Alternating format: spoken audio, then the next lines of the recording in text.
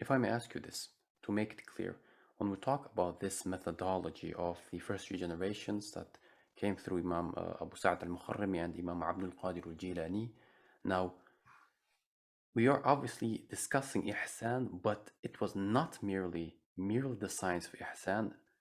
It would be all of these four major rings that you mentioned. All of these science Yes, would be taught together. So they would never really be distinctly saying, okay, we will be only teaching you tasawwuf like you see today. this is correct. So you're learning these things together because all of these things are related.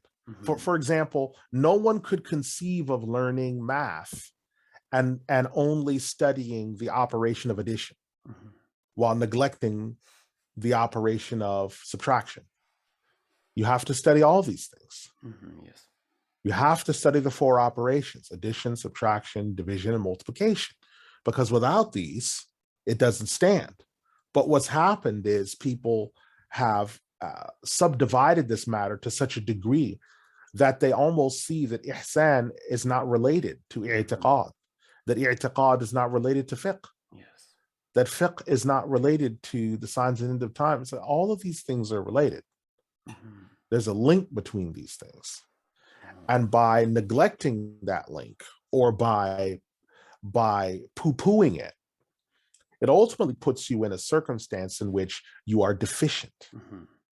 You cannot reach where you are supposed to be, whether you're a successful layman or a student of knowledge or a scholar, without possessing these affairs. Now, how much you possess will be based upon what is required of you. So the common slave of Allah will be to the rudimentary to beginning level that's necessary, and students of knowledge will possess more, and so on and so forth. But the disregard of this area and the appreciation for the grandstanding of what's called tasawwuf today. People appreciate the grandstanding aspect of it, in which people say, I am upon this, or I am from this, or this is my way. They appreciate that rather than the real kernel of the affair of what it's supposed to do, which is to have adhkar that remind you of Allah frequently, that your heart is kept clean in the day when attempts are made by shaitan or your nafs where it might become sullied, to remove imperfections from your heart, and to make sure that your heart is going through the right things as you're in your day. So when you are discharging your rights to your parents, the states of your heart are service, tenderness, compassion. When you're discharging your rights to your children, it's learning, mentorship, these things. When you're discharging your rights to your wife, tenderness, safety, security, right? Discharging all of these things is all part of that. When you're discharging jihad, strength, dominance, resolve, right? These are all things that are there, and fiqh is connected to the jihad, and the i'tiqad is connected to the jihad, and signs of the time is connected to the jihad, right? All of these other things, they're all connected up. And we ignore it at our own peril. Whereas we forget that when you look at the Banu Qudama, they were successful scholars, but they were mujahids as well. Allah. They fought again. They beat the Crusaders. That's something that should be taken. They beat the Crusaders. Then you have Musa al-Hajjawi, the archer. You have Imam al-Lubadi, who fought against these other people, Musa al-Ahmed. All these different people, they were mujahids, right? So why are all these people that call themselves true followers of Tariqah, why are they getting spanked? Why are they being soundly routed and defeated? Or they're scared, and you always see them with earthly, fleshly governors or carnal rulers, and they're shivering in their presence and saying that we mustn't resist or do anything. Where's their courage? They were at the forefront before. So then the only thing you have left then is to conclude that these aren't those people. They're obscuring just as much as people will obscure the sun by building tall buildings to keep you from being able to see the sun. These people are obscuring the true shamus, the true Sufis, the true people of Ihsan. They're obscuring them by building edifices in the way, which will usually be their particular person, or sometimes the person himself blocks that access. That's what we're contending with in this current age. And I wanted to know this. A lot of the people today, and I think this has to be made clear, even though some might not like it, but a lot of the people today who claim to be following the Grand Sheikh are actually only following a part of his tasawwuf. So not his whole methodology, but we can't even say that even the tasawwuf is being implemented correctly. This is correct, because when we ask these people, and this has been a constant rub that bothers other people, but it's irrelevant that it bothers them. Yes. When they are pressed, where did you get this from? Because the books of Shaikh Abu Ja Al-Jilani, they're extant. The books of his successors, we know his successors. I just stated them. We know his successors, and they left behind books, every single one of them. Where did you get this from of playing the xylophone while you're making dhikr? Or playing live wind stringing wind instruments while swaying back? Where did you get this from? And I mean, there's other more deep questions that I have, especially with people who might ascribe themselves to him that engage in ilm al-kalam. Yes. Or ta'wil al-sifat of Allah. It's like, how you do know that during his lifetime of him and his successors, they were very stringent against this behavior. You also have to understand, and it's something that Imam Ibn al-Jawzi rahimahullah faulted him for, that our grand Shaykh Shaikh Abu Qadir Al-Jilani, when people came to them, he did say, yes, my foot is on the neck of all the awliya. And they would come, 40 of them came and put their necks down. He put his foot on them, and he made them change madhhab. Now, yes, Imam Ibn al-Jawzi rahimahullah, he did indeed find fault with this because he called it partisanship and so on and so forth. And Ibn Rajab, in his entry about Ibn al-Jawzi, he says, you must understand, only Ibn al-Jawzi could make such a criticism because he was among few people in the ummah who was proficient in knowing the states of the first three generations, their imams and those after, and how they are to be followed. Subhanallah. This is Ibn al-Jawzi. Subhanallah. His book, Sifat al-Safwa, is about the people of Tasawwuf from the early ages up until his era. So he is, if you want to really understand the Tasawwuf, that kitab, that will really put you in the right frame of mind to understand the Tasawwuf of Shaykh Abdul Qadir Al-Jilani in addition to the other kutub. He was a really firm figure. And I can't think of anyone from his age that's as knowledgeable about the first three generations and their principles, their methodology, and also their ahwal, their zuhud acts, their abad acts, their tasawwuf. I don't know anyone more detailed than that man. I don't know anyone more detailed than that. And it's why he found some issue with the partisanship of Shaykh Abu Qadir Al-Jilani in that area, and why he also found some partisanship with Imam al-Ghazali. That's why he took the text Ihya Ulum and he shortened it. He made a mukhtasar because he felt that it got away from the original tasawwuf under the chapters of tasawwuf, so he shortened it. And then another of our great sheikhs of tasawwuf, Sheikh Najmuddin al-Maqdisi, who died 689 Hijri, rahimahullah, he did a mukhtasar of that mukhtasar. Because the original mukhtasar is called Minhaj al-Qasidin. This is the original mukhtasar by Imam al-Jawzi rahimahullah in Ihya Ulumuddin, which is it's a magnum opus to tasawwuf. This is what I'm saying. When people talk about this tariq or this ta'if, they don't know anything about it in the English-speaking world. They have no idea who these people of tasawwuf are and what tasawwuf is to these people. There are fathers and mothers in this area. And our grand Shaykh, Shaykh Abu Qadir Al-Jilani rahimahullah, these people are. So when he sets down these principles, the ikhtisar done on it is done by Najmuddin al-Maqdisi, who is also from Salihiyah. So this whole process continues. But it's become, to some people, attributing themselves. And I said, you'd have to understand that if he and his successors were alive, you might not be here, or you would not be with them, because their rebuke was very strong against speculative theology, philosophy, and these other things. And then also you have to remember Shaikh Abdul Qadir Al-Jilani, rahimahullah, he did have a penchant for making people change schools. That was something that he did do that. We have to acknowledge that he did do that.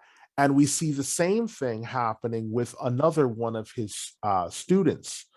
Another one of his students had this same penchant, which is mentioned. It's cited by Imam Wafiddin Qudama rahimahullah in his Kitab al-Tawabin. One of his students, he did the same thing. So you have to understand, these are things that were known, and he was rebuked for doing that. But this is a situation that exists. So Imam Abdul Qadir Al-Jilani, he had many students, but his successors, were only Hanabila. Yes, this is who his successors are. Right. And when you look at his successors and what they wrote down and how they wrote it down, because they're all the ones, the statement that he made, that's recorded by Ibn Rajab, it's recorded by all of them, where they said, has there ever been a wali of Allah who's not been upon the creed of Imam Ahmad ibn Hanbal? And he said, lam yakun ma kana wa lam yakun, that has not happened, nor will it happen. That has been recorded by Abu Idris al-Baqubi, as well as Muwaffaqud al-Qudama, and other. That which means that it's been said on more than one occasion. Wow. They were all there, and then on different occasions as well. This matter is grave. It's not small. It's big. So when someone says, "Oh, I follow the way of Shaikh Abdul Qadir Al-Jilani," the first thing we have to do is go back to our grand sheikh and then go to his successors, because his successors that went to Sham, they flowered in Sham. That's what the Muzaffari, that's what the Jami Muzaffari is about. SubhanAllah. The flowering of that. We already know what they did in Baghdad. They flowered there. Yes. Then they flowered in Egypt. So they flowered in Sham and they flowered in Egypt because Abdul Ghani ibn Abdul Wahid al-Maqdisi, he went there. Abu Bakr ibn Dawood was also there. They flowered there. And this is the result of the Subkis and the Futuhis and all the Bahutis. That's where all this came from. So when we look for people that say we are of that ta'if or that tariq, the first of all is we look at, are they doing the ta'aleem, tahkeem, and tatbiq? Are they upon that methodology? Number two, if they are, there should be a flowering that happens. We're not saying it's got to be something huge and monstrous, but there should be a flowering. Yes. Is there a flowering? Especially, and the more people that say they're doing it, the flowering needs to be bigger. We're not talking, if it's 10 people, there'll be a flowering that will happen, or a flourishing that is commensurate with that amount of people. When you start talking about there's 30,000 of you or 10,000 of you or all these other things, the flowering or flourishing needs to be commensurate with that amount. Because we've seen that happen in Sham. It was commensurate with the amount of people. Look at the size of the Jami Muzaffari. It was commensurate with that. In Egypt, it's smaller because the amount of people was smaller. So Allah gave them the flourishing commensurate with the amount of people. That's what I'm saying. So when people say these types of things, we have to ask these questions, because in Arabiya, we saw the same thing with Ahmed ibn Atwa. We saw it in Sudayr. Sudayr is where Shaykh Sulaiman ibn Abdul Wahhab, rahimahullah, and his father and his grandfather, which is Sulaiman ibn Ali, he took it from Al-Bahuti, rahimahullah, as well as Ar-Rawd al-Murbi'. So a flowered there. The Rashidiyah, who controlled the Shamir, they controlled that. They had an emirate, because that area was an emirate before the Al Saud clan took over, and it was a descendant of them that assassinated King Faisal. So the Al Rashid are alive and well. This is what's been going on. Now, their imara lasted until the arrival of the Al Saud with the external assistance. And these were Qadiris. These were of that way. So when we hear people talking these things, we're looking for, what's your success? What are you producing? What are you giving us? And the bigger amount of people that are claiming it, the bigger the flourishing commensurate with it. We have a right to ask these questions. Yes. If you're one person, you're one person. That's fine. But even then, we're going to look, are you getting the results? Are you, what are you like? We have to ask. And above that, we have, before we ask that, what are you doing in your ta'lim? Like, okay, what are you learning? And what are you teaching? Yes. Is it in conformity with what Shaikh Abdul Qadir Al-Jilani, rahimahullah, would he have been pleased with it if he was here? He and his students? No. So then at the very beginning, when we look at the kutub and we look at your curriculum, we can immediately say, no, you're not telling the truth. That or you're mistaken. Yes, because a lot of the times when you ask these people, they have certain words that the imam and his student never talked about. No, because all these awrad, the awrad that have been handed down, are the awrad that are taken from the sunan. Yes. Exactly. Why would Shaykh Abdul Qadir Al-Jilani be mentioning himself in his own wird? No. Why would he do this? Why would he be mentioning Shibli and this? What does that have to do with the awrad and these other things? Every single wird that I've seen from Shaykh Abdul Qadir Al-Jilani to Ibn al-Jawzi and those successors, to Abu Bakr ibn Da, I can source every single one of them. Akhi, there's not been a single one that I didn't find. MashaAllah. They're all sourced. They're either a direct citation of a hadith or it's a variant. So instead of the hadith that reads, "Oh Allah, let me be," it might be, "Let us be," because it's a dua. So it's like in the plural form instead. Or if it's in the plural form, it might be in the singular instead. That's it. That's all you're ever going to find. Because when I was first starting these awrad, I was like, hey, we did that hadith like 2 weeks ago. Or hey, that weird, I've heard that before. Yes, because it's well known. That's what they're passing on to you, which is the sunnah, which is what? Worshiping Allah as if you see him. Well, how do we do that? We're following the methodology of the Rasul from the hadith and the first 3 generations. Well, how did they do it? We have it in front of us. That's the thing.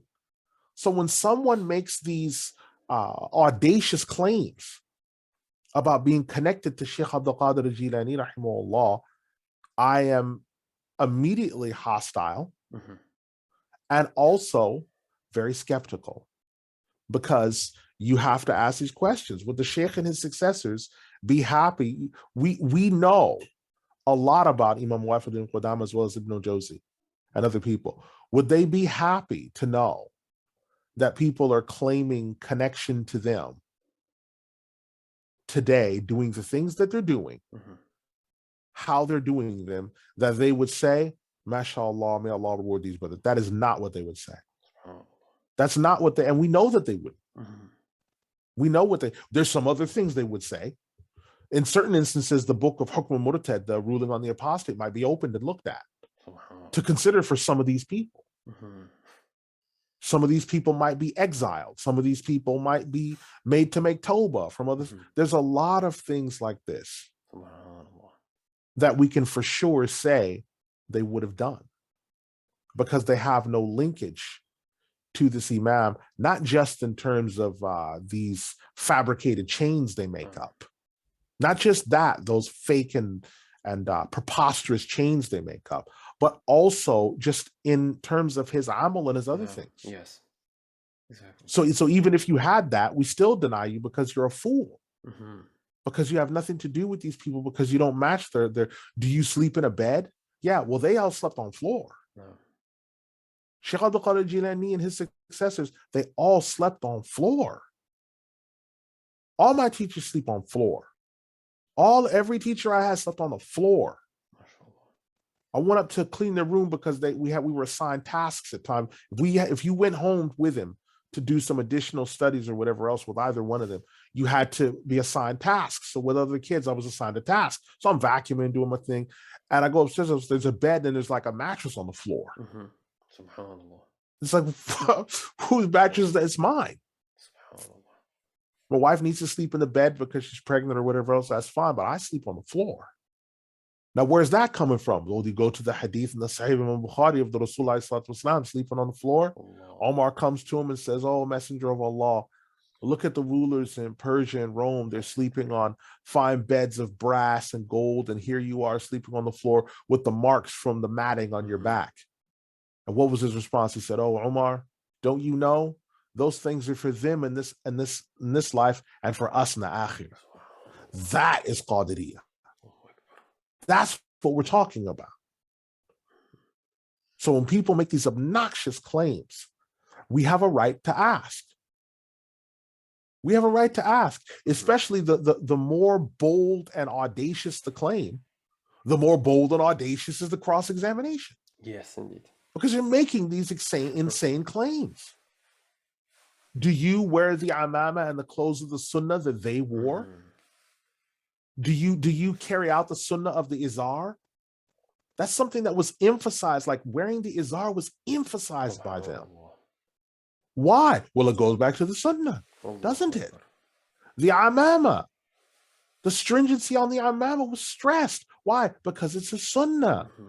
The black amama. Yes, even something so simple as, well, the ladies, when they have their monthly cycle, yeah, they should still wear an izar to adhere to the sunnah in some way, shape, or form. So what happened was Aisha, she had a specific izar that she wore for her monthly cycle and the ones outside it. These are the principles that we've been given. So that when you're looking at the sunnah is so well followed by them that it becomes their habit. And it becomes their habit to the degree that sometimes you might think it might be something cultural that they're doing, but it's not. Their life so heavily embodies the sunnah that it's their normal habit. And that's one of the goals, is to embody the sunnah. Alaykum bis sunnati wa sunnat al-khulafa ar-rashidin al-mahdiyyin min ba'di. You must follow my sunnah and the sunnah of the rightly guided successors after me. Well, by following it, you start to embody it. And by embodying it, you become a part of it. And that's why they had the success and the blessings and the good outcomes, and they were able to impact people the way they did because of that reason. And why the people that make claims today fail miserably and are under the gates of the rulers, and they're all these sex scandals and molestations. That's what I think of when I think of these people today. There's either orgies going on, there's gay things happening, there's child molestation. I know all about these turuq today. I know all about it. Now, the things that you're telling us is that whenever we see these claimants of Qadiriyah, even merely by the amal, so we can see the clothing that they wear, the foods that they eat, the way they live. Yes. This is indicative already that whether they're following or not following the way of the Grand Sheikh. Yeah, we can discount claims. We can discount claims just by the amal, just as much as when someone says the moon is out, we go outside, we look in the sky. Yes. That's the first thing we do. Right now it's nighttime. I tell you, no, it's not, Brother Iskandar. It's day. You go outside, you're like, no, sky's dark. That's the standard that we judge by. What I want to know is, if you today find someone who's claiming the Imam and he has a particular chain, now how will you know whether this is a false chain? Who are the scholars that we are looking at actually to know this is authentic? To know who these people are, we're looking for a transmission that finds in its place Muwafiquddin al-Qudama or Abu Umar al-Maqdisi or Abdul Ghani ibn Abdul Wahid al-Maqdisi or Ibn al-Jawzi or Abu Idris al-Ba'qubi.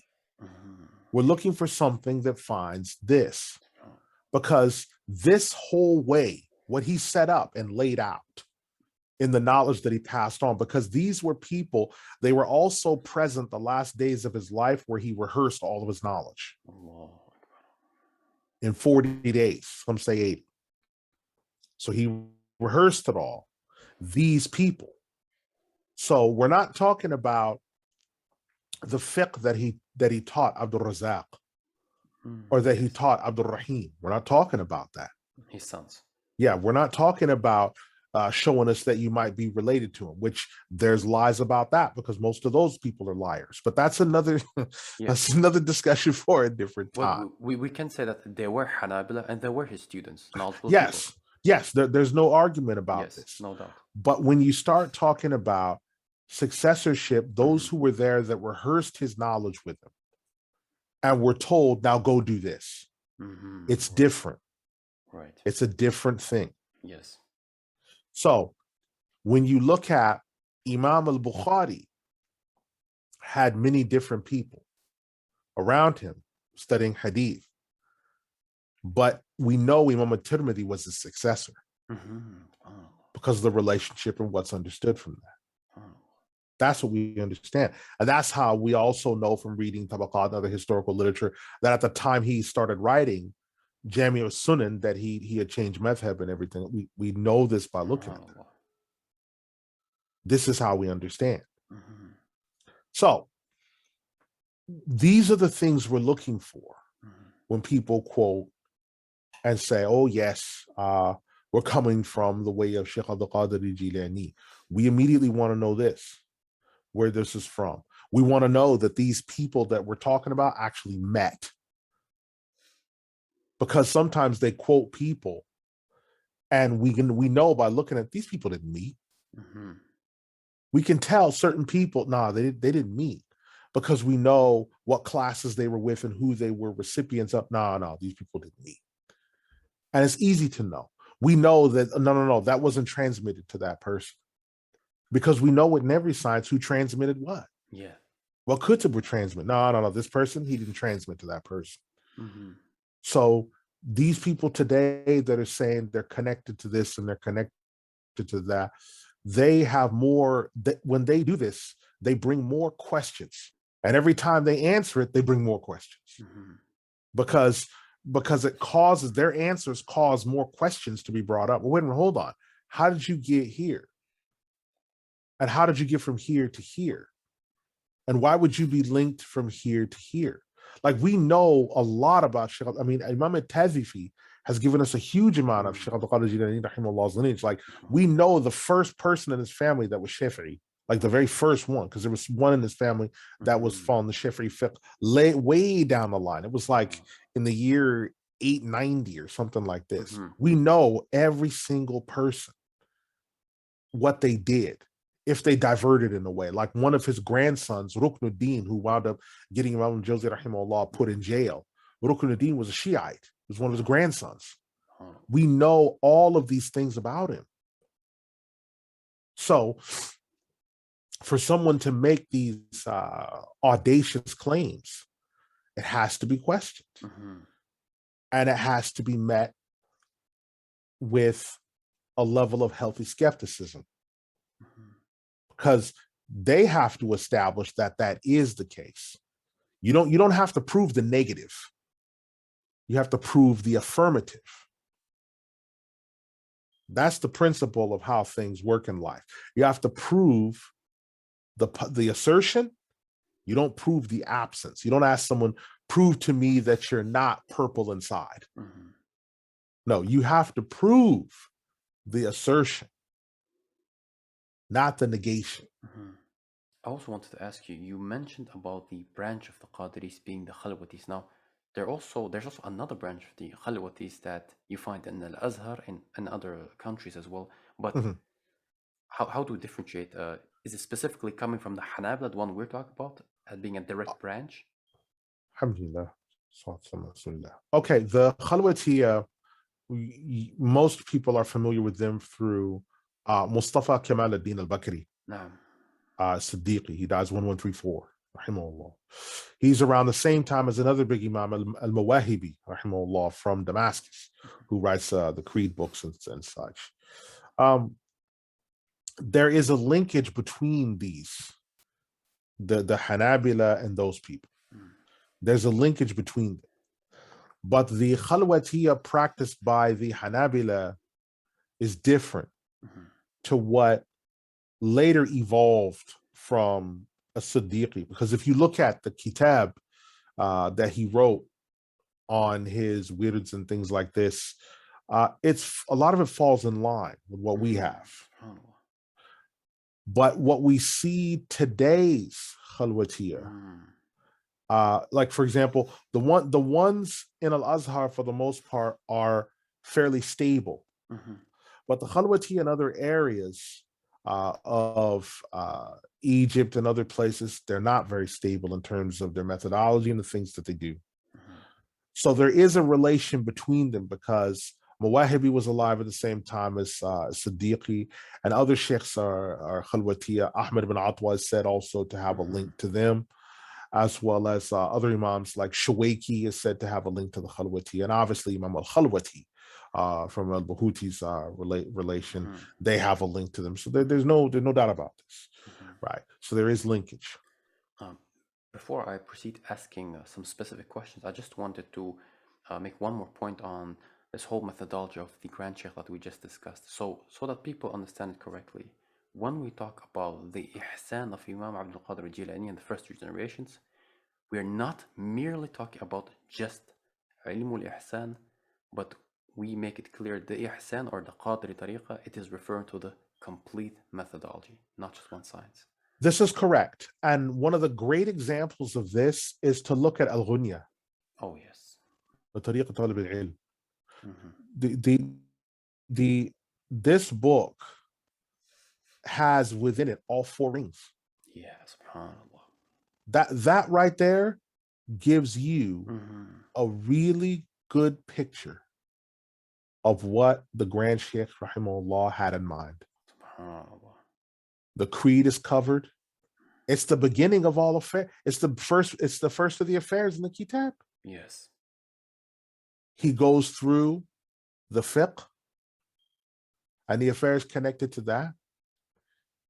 On the book of Janaiz, he also covers some other affairs of the akhirah that might be of use. And then he deals with ihsan. Yes. And there's even some of the other ulum that he'll make passing reference to. Someone that obtains that book, which was well translated by Mukhtar Halan Rahimahullah, someone that obtains that book has most of his day-to-day affairs resolved. SubhanAllah. My only issue is just the English was written in such a high standard, because the author himself, I believe he must have had a degree in English, or he came from a very I wouldn't say aristocratic, but a very high-ranking family. Yes, mashallah. And I think that was reflected in his writing style. But Al-Ghunyah was not meant for that. Al-Ghunyah was a book for the rank and file. So that's my only concern, is that I find that sometimes the vocabulary in the English is a bit much for the reader, when in reality, a good basic form of contemporary English is, I think, what should have been done. Very basic, solid, contemporary English. Right? That's why, because at the time, I was thinking this must have been, it was before I discovered that it had been translated. I'd been mulling over the idea of translating Al-Ghunyah because it's such a good book, and I was going to use very simple contemporary English. Because I try to, whenever I translate, to bear that in mind, because the target of these kutub that a lot of these ulama write, sometimes they are for advanced students, but sometimes the kutub are for a wider swath of the ummah. And when that's the case, you need to make sure to translate it in that capacity. So that's my only real thing. I wouldn't say it's something that I detract from the book. I would say it's more of it's more of a consideration that I wonder how many people that might have hindered a little bit from taking that book on, because that's something, if someone purchased that book and said, okay, this is my library for my reference, Well, subhanAllah, you're in great hands. MashaAllah. There's only maybe 4 or 5 masail, because him being an absolute mujtahid within the madhhab, there's a couple of areas where he's not on the mu'tamid side, but it's nothing that's going to nullify or stabilize anything. It'll just be something, oh yeah, I noticed that Al-Bahuti says this, but Shaykh Abu Ja, he has this rule. Yes. The mu'tamid is this. There might be a couple of things like that. But the theology, you're in great hands. The Ihsan, you're in fantastic hands. There's nothing that you would say about that kitab, oh no, you've got to watch out. No. And Mukhtar Hanan translated it in a fashion that held to the original of what the Sheikh intended. It was brilliantly done. He followed the Arabic quite closely. And then he added some notes here and there. He didn't always cite he didn't always give the takhrij for the ahadith, but that might have not have been his purpose to do the takhrij for all the ahadith. He might have been translating it dynamically to where the point of it is that the reader reads through it and implements rather than necessarily focusing on the takhrij. And I understand that, because there's some books, sometimes it's a good idea to translate dynamically rather than formally, because formal translation has its time and place. Right? Whereas dynamic translation, I've kind of tried to blend all of it. And I don't know how successful I'll be. Only in the end, Allah is going to know. But I understand when people translate dynamically, because they don't want the reader to become so encumbered with, wait a minute, where was this hadith narrated from? Whereas the overall message of that chapter is what that hadith was pointing out, the overall message. So that kitab gives you the footprint. If you really want to follow Shaykh Abdul Qadir Al-Jilani, you really want to be upon that way, do that. Buy the rest of the translations of his books that have been done by Mukhtar Hanan. Buy the whole set. Al-Baz has some type of deal where it's like, what is it, £200 or €200 or something like that for the whole set? Something around that, I believe, yeah, something like that. Buy that. You really want to understand who Shaykh Abu Qadir Al-Jilani rahimahullah is, his methodology, you really want to follow, buy that. Buy that. Buy, and then in your day-to-day life, you say, okay, well, this is my reference work. What can I do in my day-to-day life that's simple? There's someone's translated Mukhtasar Minhaj al-Qasidin. Buy that. Yes. That's your day-to-day stuff now. MashaAllah. So your day-to-day spiritual nourishment, just lean on that. And then for your reference work, where you need to get into really meaty things, there's your Ghunyah, Al-Ghunyah. Yes. There you go. That's probably better than anything else that's out on the market in English, I can say. Subhanallah. Because it's the most voluminous, it's the most detailed, it's the most systematic, and it's the most purposely written for a common slave of Allah book on the market that's been translated into English. Shaykh Abu Ja rahimahullah purposely wrote that book for the audience for the audience that is currently consuming it. It was purposely written for them. And so, inshallah, I ask that Allah subhanahu wa ta'ala, that Mukhtar Hanan, that Allah illuminates his grave with the deeds of having translated that kitab and the other kutub of Shaykh Abdul Qadir Al-Jilani. I ask that he illuminates his grave, because he did a mammoth task. Yes, unbelievable. And he didn't water down the tasawwuf of the Shaykh or the stringency that he preached with. Absolutely. He has the same stringency in Kitab Sir al-Asrar. I thought, when I saw it translated, I was like, I wonder if he's going to keep to the Shaykh's stringency. And he did. Yeah, I really love He preserved it. I was really happy. Then I saw, okay, let's look at Al-Fath al-Rabbani. Will he do it there? Did it there too. So I was like, alhamdulillah. So every kitab of the Shaykh that I've seen him translate, he did to the utmost degree. And also his statements of condemnation against the cults was really heavy in translation. Yes. He did a stand-up job. He did a stand-up job. And so that, if someone says, well, how can I get a full picture or fuller picture of Shaykh Abdul Qadir Al-Jilani rahimahullah, fuller picture than the mythology and bedtime stories that I've read, go to Al-Baz Publications. Yes. If you can purchase the entire set that was translated by him on Shaykh Abu Ja, everything, the Ghunyah, Fath al-Rabbani, everything. If you can't, just purchase the Ghunyah. Yes. That will set you up for life. You can discharge your Hajj, you can discharge your Zakah, you can discharge your Salah. It sets up everything for you.